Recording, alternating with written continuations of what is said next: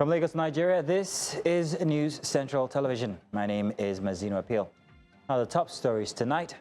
Political parties and their candidates in war of words as campaigns intensify in the build-up to Osun governorship election. And President Tinubu commissions Africa's first Barefoot Renewable Energy Institute in Kogi State commits to youth empowerment. Also coming up, Gaza holds mass burial for more than 100 bodies recovered under rubble after Israel's 2023 Sabra attacks. And in business, CBN claims stability in forex and rising foreign reserves indicate positives in ongoing monetary reforms. And in sports, Nigeria's Super Falcons and Flying Eagles prepare for crucial encounters at WAFCON and WAFU-B as they await decisive Wednesday fixtures. Details later. Details in a moment. Tonight starts now.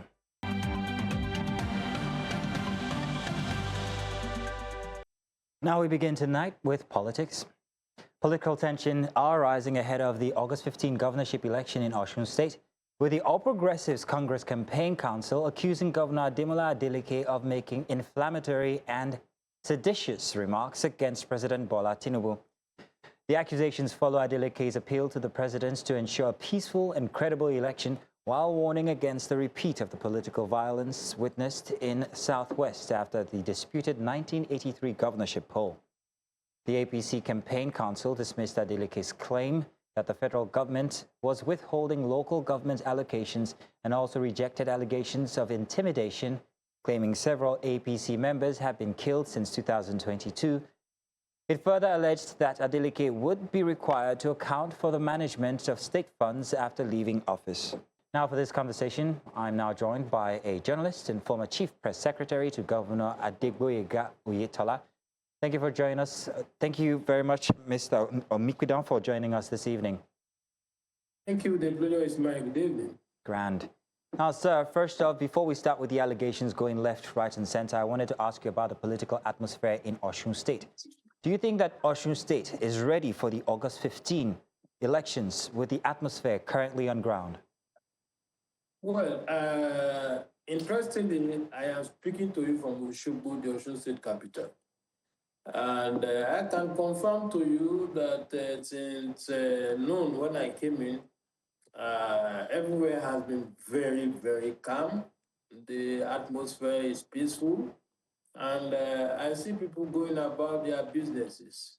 And my interaction with some of the residents show very clearly that the people of the state are ready to cast their ballot come August 15, 2026. So the people might be ready, but what about the parties with the allegations going left, right, and center? It's less than 2 weeks to the Osun governorship elections.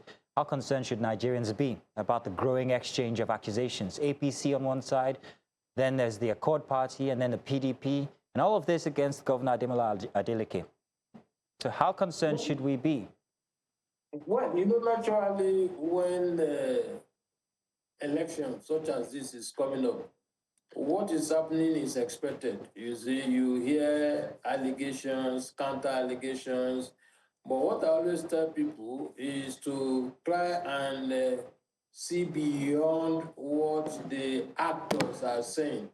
You know, there are times that some of the actors unnecessarily exaggerate the situation, especially when they feel that they appear to be losing out. And so instead of re-strategizing and see how they can, make up, they try to resort to sentiment and blackmail. So it's normal for people to want to attempt to issue unnecessary threats. But historically speaking, Osun has always been a very, very peaceful environment, and I believe very strongly that August 15 won't be different. Okay, Mr. Omikwidan, let's visit some of these allegations here. Both the PDP and the Accord Party, they've raised concerns over unclaimed PVCs. They've talked about, they've said that they've alleged that the APC has ulterior motives for these unclaimed PVCs. And I'm wondering whether this doesn't point to the fact that perhaps there needs to be some sort of investigation when it comes to these PVCs, the claims that are being made for them or against them, and against the APC at the same time? I'm aware that INEC said about a week ago, following the snatching of some PVCs in Odu-Apapa local government specifically, and I listened to an official of INEC on air saying that the commission was investigating, the issue. But to the best of my knowledge, if there are unclaimed PVCs, this will not be the first time. It has happened before, unless if there are evidence to show that either of the party is behind, the unclaimed PVC, or there are evidence to show that some PVCs were collected by persons other than their owners. Otherwise, I don't think that should call for any concern. Okay.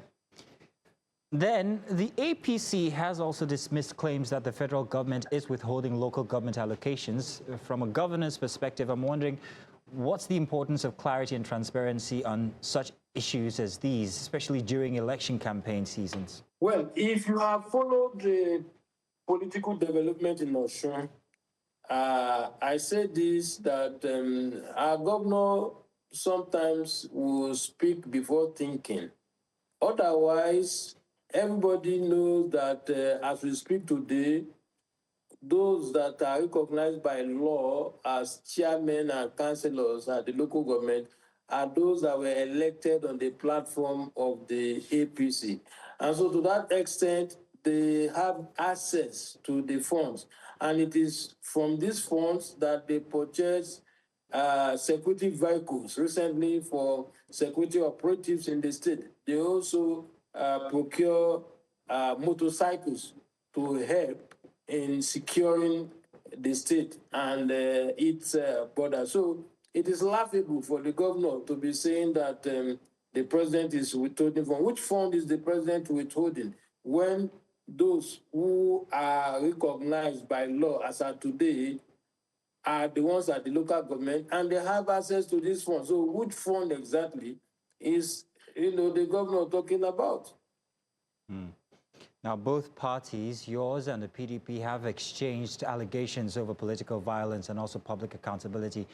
How can security agencies and electoral institutions ensure that these claims are investigated impartially without influencing the election? Well, the thing is, before you even investigate a claim, you must also look at the character and the personality of the person making the claim. The governor has a history of making wide allegations without necessarily having evidence to back up his claims.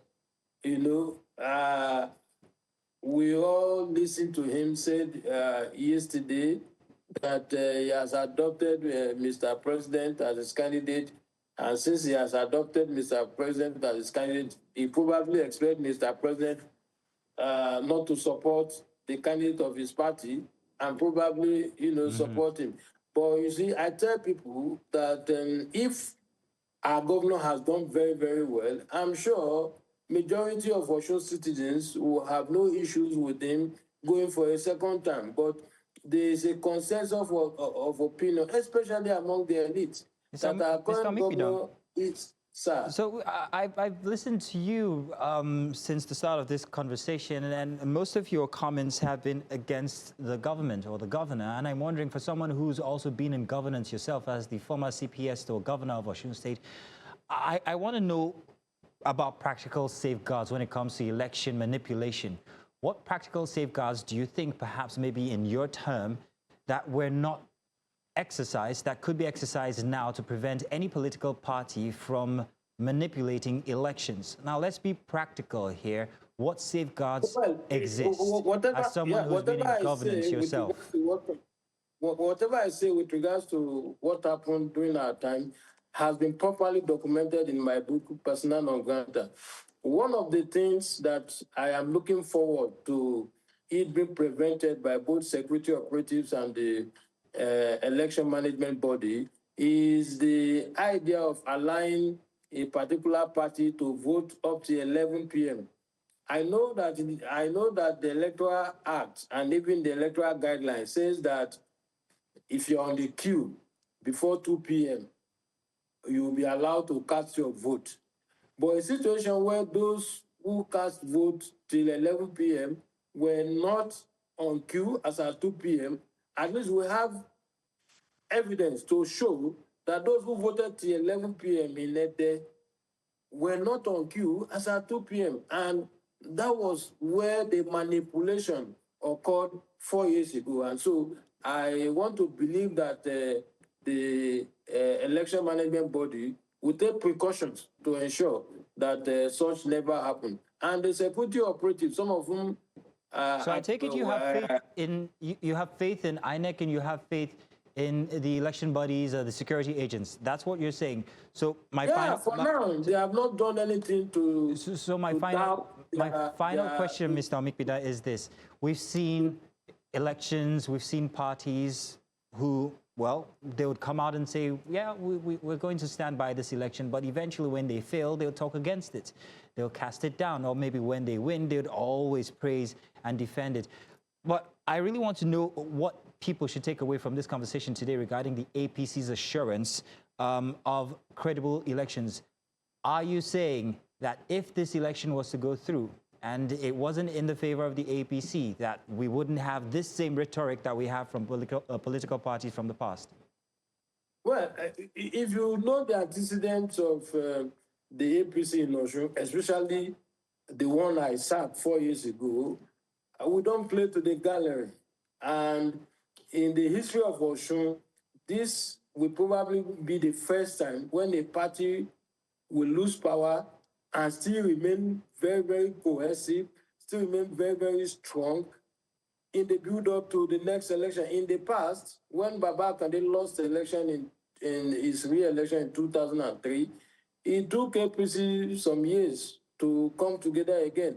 When PDP also lost power in 2010, it took them some time to come together again, but APC lost power in 2022, and they have remained very, very cohesive to the extent that they were attracting members from the PDP to their fold. And, you know, election is about numbers. Now, all those who were with the incumbent governor 4 years ago, together with whom they prosecuted the election, majority of them are now with the APC. And so if we go by the popular axiom that election is by numbers, I do not see how APC will not carry the day at the end of the day. Well, let's wait until August 15th then, shall we? Mr. Omikpida, thank you very much for joining us to have this conversation here on Tonight. Thank you, sir. The pleasure is mine. God bless you. Coming up tonight, in major efforts to boost military morale, President Tinubu approves salary increase for the armed forces. We'll give you the details when we come back. Do stay with us. Welcome back. You're watching Tonight on News Central. A reminder of our top stories.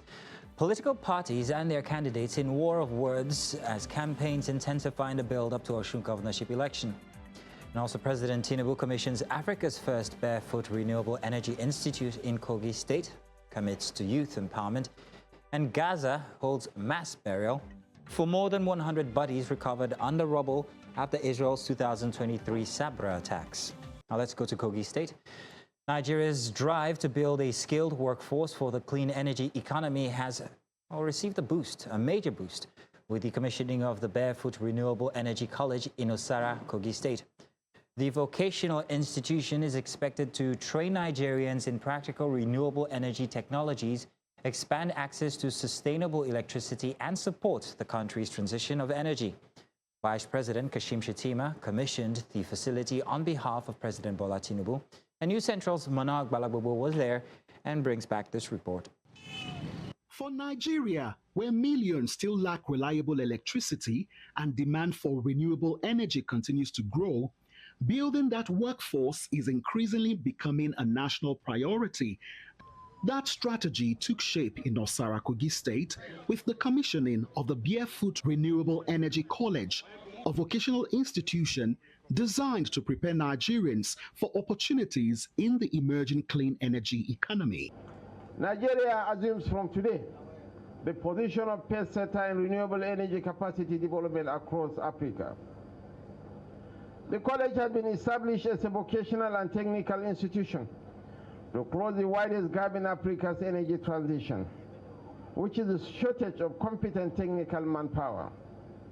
Here, we shall produce technicians, installers, operators, and maintenance professionals with practical competence in renewable energy technologies. Unlike conventional tertiary institutions, the college adopts the internationally recognized Barefoot model pioneered in India, focusing on practical hands-on training that equips participants with employable technical skills, regardless of their educational background.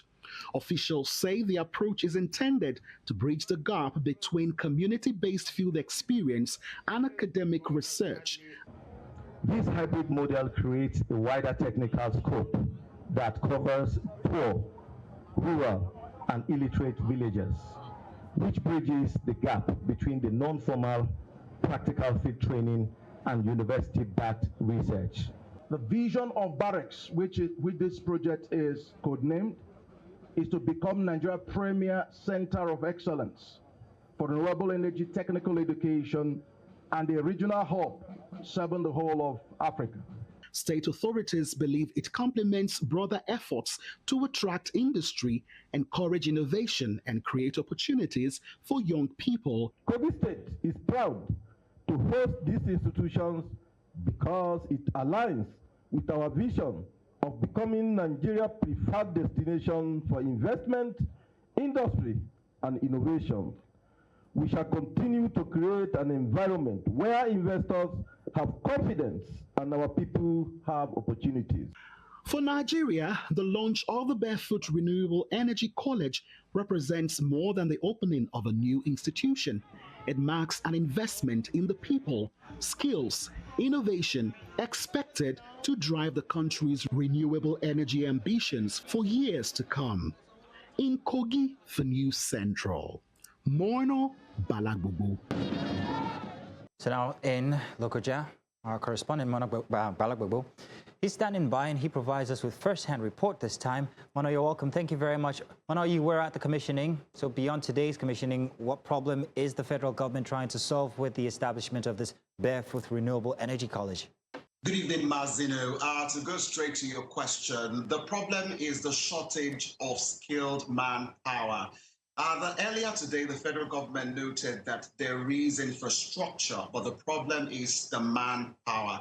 So what the federal government has been able to do today is to close that gap by admitting a total of 50 students into the college today. That's the number that they revealed during the course of the commissioning, and it is hopeful that these young individuals, there is no barrier to age and to status. These are people from local communities, and there is no educational barrier, so to speak. So you can just come just who you are, whether you have a primary school leaving certificate or a secondary school one or tertiary education, whatever level you are, you can come to the school and you will be definitely admitted. So that is the gap that the federal government is trying to bridge. Hopefully, we can get to the point where we have access to cleaner power supply. And you know, Mazino, something that struck me during the course of the commissioning today was not even what was showed to us, which is some of the gadgets that have been invented.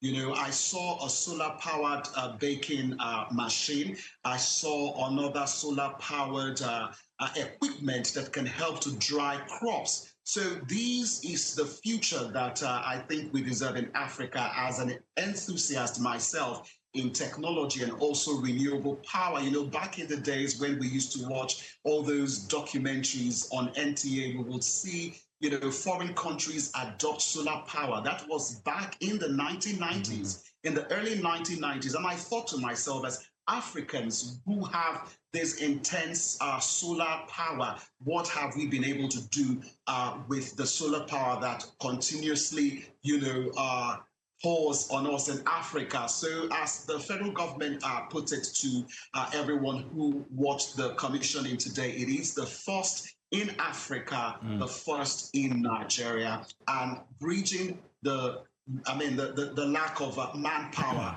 is what this college is poised to accomplish. Back to you, Mazino. First in Africa, first in Nigeria, but not the first in the world, because I do know that this is modeled after a college, a Barefoot college in India. So I'm wondering what makes it suited for the Nigerian climate.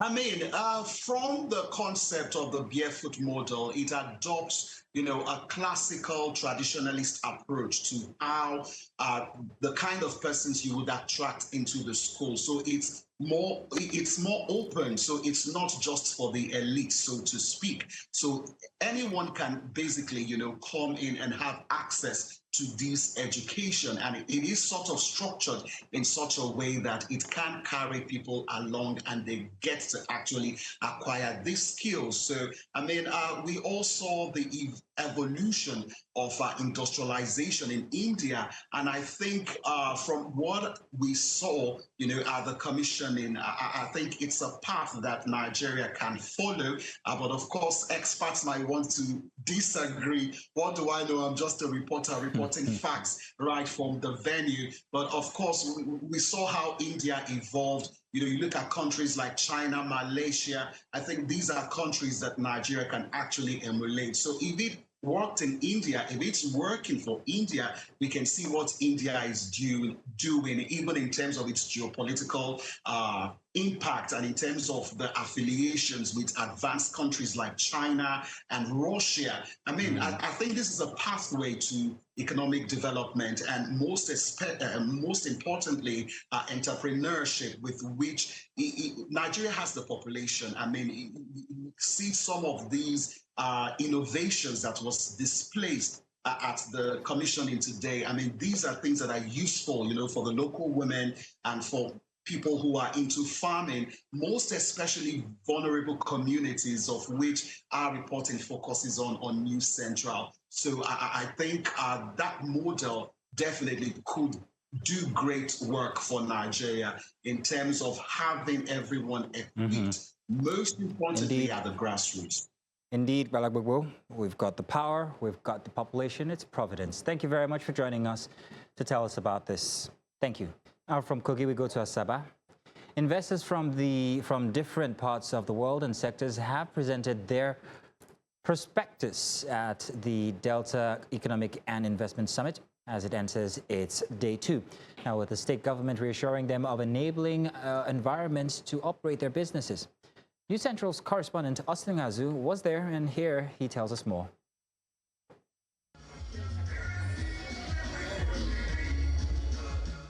It's day 2 of the Delta State Economic and Investment Summit, holding in Asaba, Delta State capital. Governor Sheriff Oborevwori and key stakeholders are engaging potential partners to boost industrialization and economic growth in the state. Prospective investors present their prospectus at the panel discussions that focus on thematic areas in agriculture, blue economy and transport infrastructure, solid minerals and mining, among other sectors. Perhaps identify no more than 3 critical opportunities. Governor Oborevwori, however, reiterated that the state is ready and safe for investors. We cannot depend on only oil. No. We need to diversify. Let's get money from the oil and invest it and diversify to create wealth for our youth, for our citizens. Some participants disclosed the mineral resources their areas are known for and will investors to invest. Surplus oil and gas reserve in Ethiopia. Let me give you an example. The Kokori gas reserve is the 2nd largest in the entire West Africa.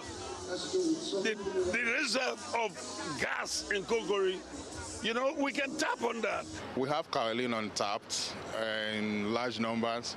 It has always been assessed but not tapped. So I just feel that now that it has taken this dimension, that investors will cash into it. For instance, in our channel, we'll have the highest deposit of coal, which is being excavated as we speak. And I believe that every investor or any investor that will want to come and invest in coal will maximize their investment, and there will be huge return on their investment. You also heard the governor a while ago expressing the readiness of Delta to partner with anybody who wants to bring value to our dear state. And so we are happy that our people are moving with us. We are promising them that Oborowo remains business and that we are not going to disappoint them. The Delta Economic and Investment Summit, which has as its theme, harnessing our strength, unlocking our potentials, has been lauded by global investors and players as an venue which, when sustained, will further put Nigeria on the world map as investor-friendly hub.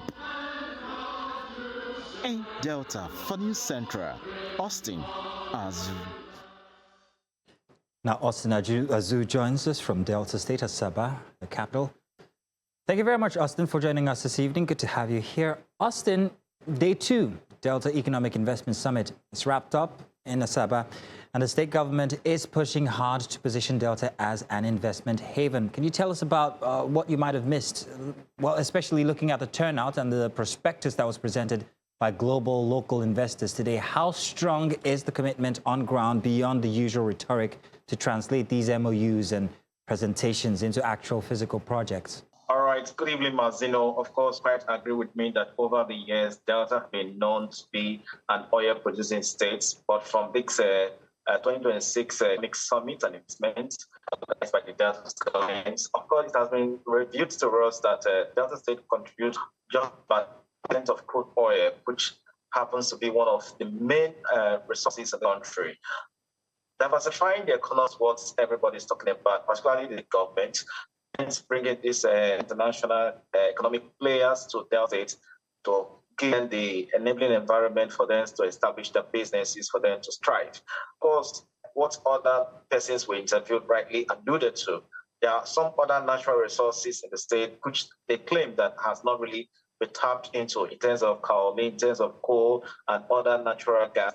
Of course, most of all these natural resources, if we're harnessed, look, the states are far ahead of every other state in Nigeria. Like some other speakers who spoke yesterday, today, they actually said that yes, Delta is indeed blessed, but needed to be put in place to ensure that they are able to enhance these natural resources. And of course, the state governments cannot do it alone. Private individuals are there to drive the economy beyond where it is at this point in time.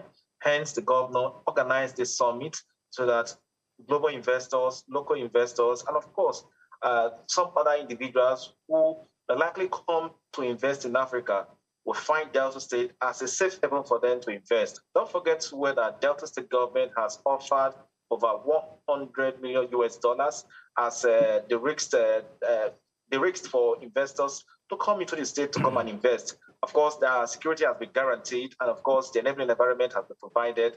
And Delta State can Delta State can be said that yes, it has over 3 seaports: Warri Seaport, Koko Seaport, and Sapele Seaport. And if all these are well harnessed together, that the blue economy that everyone is talking about, that Delta State can actually field Nigeria as a whole. Beyond that as well, the proposals submitted by these key players, they revealed some of the areas they want to go into airline, into mining, into oil and gas, into agriculture. Austin, I'm sorry, I want to get one word in there, Austin, real quick. You were talking about investments. It's one thing to bring investors, it's another thing to assure them that, well, especially regarding security. Governor Sheriff Agweri made strong assurances regarding security and an enabling environment during the panel session for today. From your interactions with the prospective partners and participants, what are the immediate bottlenecks or concerns that they are raising, particularly regarding infrastructure and also policy consistency?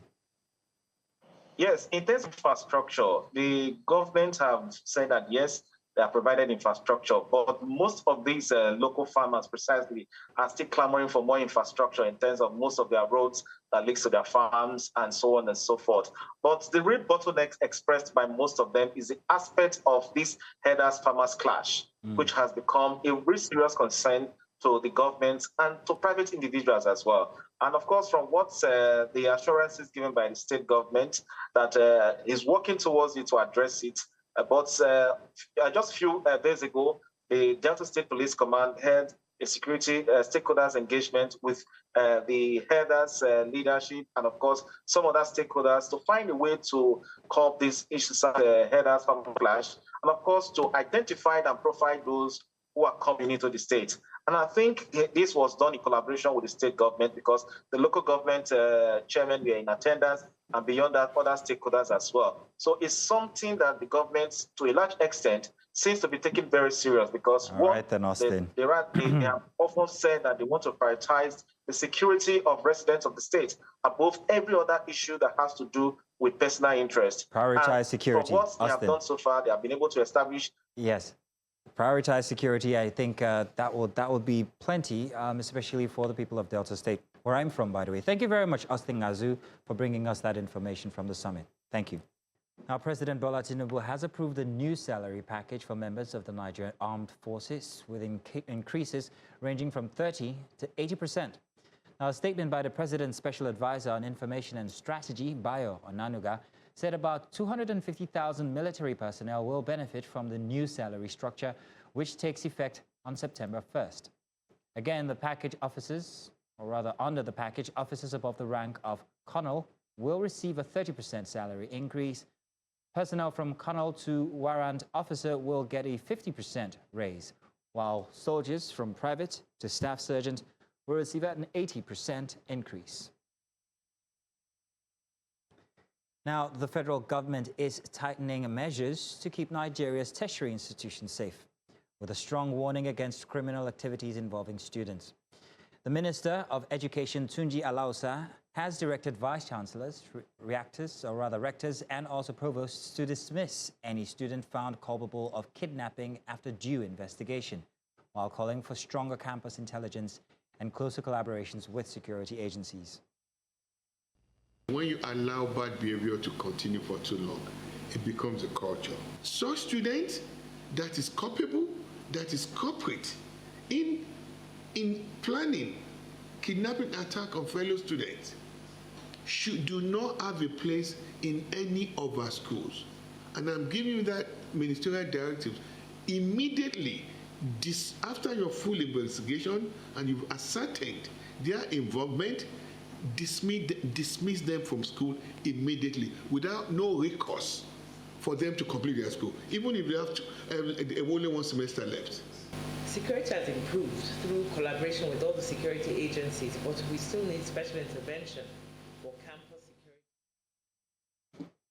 Now, staying with security, the Nigerian police force has reaffirmed its commitment to due process, institutional discipline, and the rule of law, amid allegations involving the Assistant Inspector General of Police in charge of Zone 2, Lagos, Olohundare, Moshood. The force said while the criminal case linked to the Ajiran murder is already before a competent court, an internal administrative review is also underway, with the officer invited for questioning and social media personality Martins Vincent Ose, popularly known as VeryDarkMan, asked to appear before the force CID to substantiate his claims. While insisting that no officer is above the law, police say disciplinary action will only follow established legal and administrative procedures. Now, to infrastructure now. The stretch of road around Mile 2 station on the Oshodi-Apapa corridor is once again raising concerns for motorists, with potholes slowing down traffic and making movement difficult for commuters. The damaged section forced vehicles to navigate around deep craters, creating bottlenecks and also increasing the risk of accidents. For road users, the immediate concern is how long they will have to contend with the deteriorating stretch before lasting repairs are carried out. So they will carry speed before you know they just bash their car. And nobody knows how much person they take repair motor. Then just leave this road like this. You keep person before they go do them. This thing, it's too much. If they do that today, go still break her. If they do that today, go break. So make that fast something for us. For morning now, hold up used today well. And not know they move. We have been suffering this road. Look at a lot of traffic is crossing this road. We have been suffering. So please, government should do something about this road. The container will fall on top of this road, maybe the contractor will kill somebody before they remember to do the road. Please, government should try and help us permit for this road. Now, staying with infrastructure, residents and motorists along Mobile Road near the Ajiran underbridge on the Lekki-Ekpe Expressway have expressed concerns over the quality of repair work recently carried out on a damaged section of the road. The repairs followed repeated complaints by road users over the deteriorating state of the route, which becomes heavily flooded whenever it rains, leading to severe traffic congestion and the loss of productive hours. However, residents say the work was poorly executed. The state of this road is so bad to the extent that, look at my market there, I have to pour it inside the bucket and jack it on my hand before I can be able to cross. And sometimes when the rain falls, you know, the transportation is high. Sometimes we will not even see transport to enter. The rain will reach us here. The water in this road will reach us here, and it don't used to dry. This is how it used to be. Ever since I started on this road, the road has been so dilapidated, especially this particular spot. It's been so bad. We cannot do our business. They always spoil our machines. Even especially this year was the worst. This road has been bad for so long now. And they need to fix it because when rain falls, many of the cars are spoiled inside, many of the vehicles are spoiled inside. We need help so that they can fix the roads, so that people can go.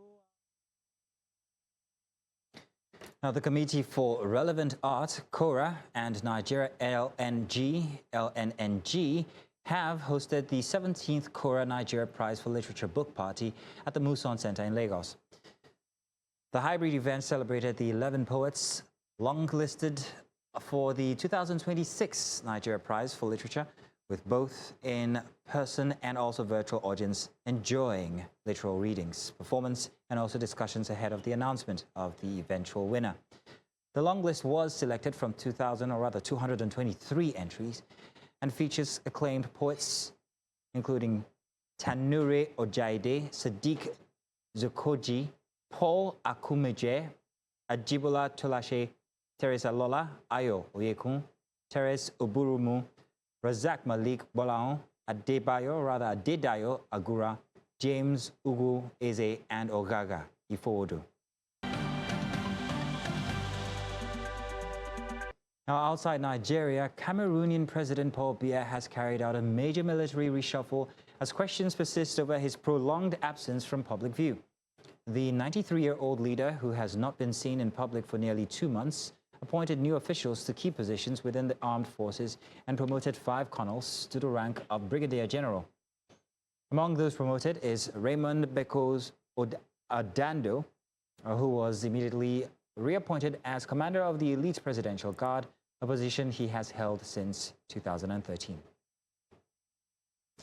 And thousands of Palestinians have gathered in Gaza City for one of the largest mass funerals since the war began, burying the remains of 112 people recovered from the rubble of a deadly Israeli strike in Sabra neighborhood. The victims, members of the Abu Sharia and Al-Hassaniya families, were killed in a November 2023 attack, according to Palestinian officials. Their remains were recently recovered, allowing relatives to hold funeral prayers after years of waiting. Palestinian authorities say more than 150 people from the 2 families are still missing beneath the rubble or remain unaccounted for.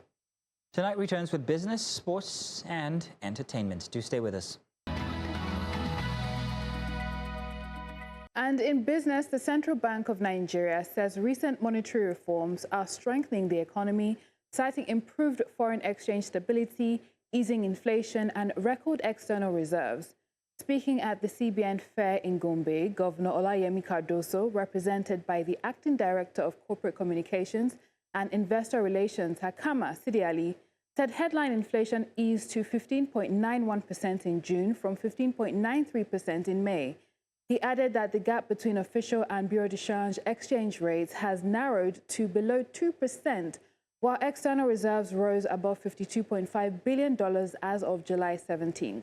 And on the NGX today, sell-offs resume on the exchange with all share index falling 38 basis points to close at 244,804.83. And we have the market capitalization down to 158 trillion naira. Obviously, investors are repositioning with all the half-year earnings that are trickling in. We'll see how they continue to move across the exchange. Coming to sectoral performance, if you look across sectors, it was mostly a sea of red. Banking fell the hardest, down 1.27%. Consumer goods, we're also seeing that down 1.31%. We have as well insurance down 1.11%. Oil and gas was the only survivor, but up marginally, just 5 basis points. And we have industrial goods flat on the exchange today, Tuesday. That's it on Business Tonight. I am Joanna Mustafa. Up next, sports. Hello and welcome to sports. President Bola Tinubu on Tuesday congratulated Team Nigeria over its outing at the 2026 Commonwealth Games in Glasgow, Scotland, where the country won 24 medals. Nigeria finished the games with 10 gold, 7 silver and 7 bronze medals, a performance the president described as a reflection of the resilience, discipline and determination of Nigerian athletes. In a statement issued by his special advisor on information and strategy, Bayo Ononuga, Tinubu said the athletes had flown the nation's flag with dignity and pride throughout the competition. The president also assured that his administration remains committed to investing in sports development and strengthening sporting institutions. Meanwhile, the Super Falcons and the Flying Eagles face crucial Wednesday fixtures as both national teams fight to keep their ambitions alive. The women's senior national team face Egypt in their final Group C match at the 2026 Women's Africa Cup of Nations on Wednesday, with qualification for the quarterfinals hanging in the balance. Nigeria currently second in the group on 3 points behind leaders Malawi, while Zambia also have 3 points. Egypt are bottom without a point after 2 matches.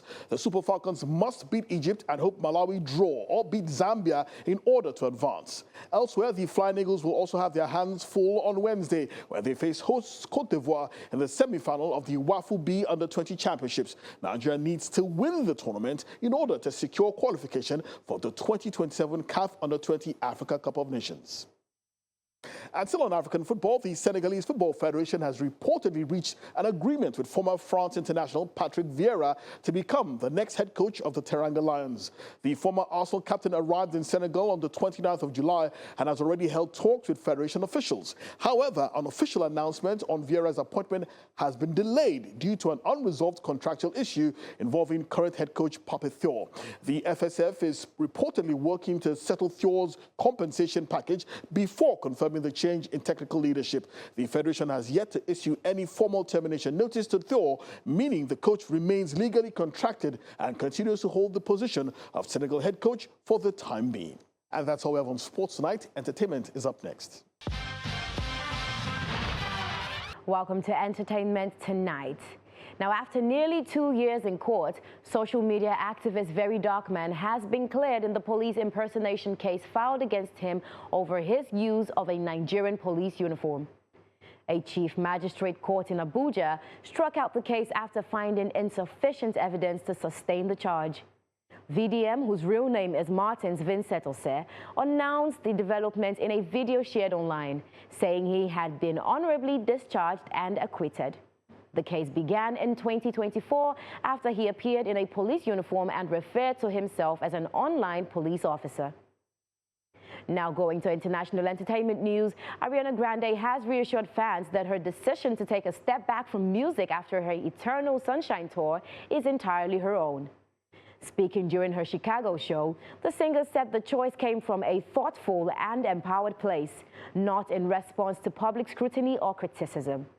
Grande explained that she's looking forward to slowing down and embracing a new chapter after the tour wraps up.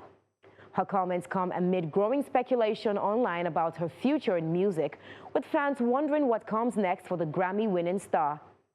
And that's it on Entertainment News. I'm Ekemini Jane. And that's the news tonight. But before we go, here's a reminder of our top stories. Political parties and their candidates in war of words as campaigns intensify in the build-up to Osun governorship elections. And we told that President Tinubu commissioned Africa's first Barefoot Renewable Energy Institute in Kogi State and commits to youth empowerment. Also, Gaza holds mass burial for more than 100 bodies recovered under rubble after Israel's 2023 Sabra attacks.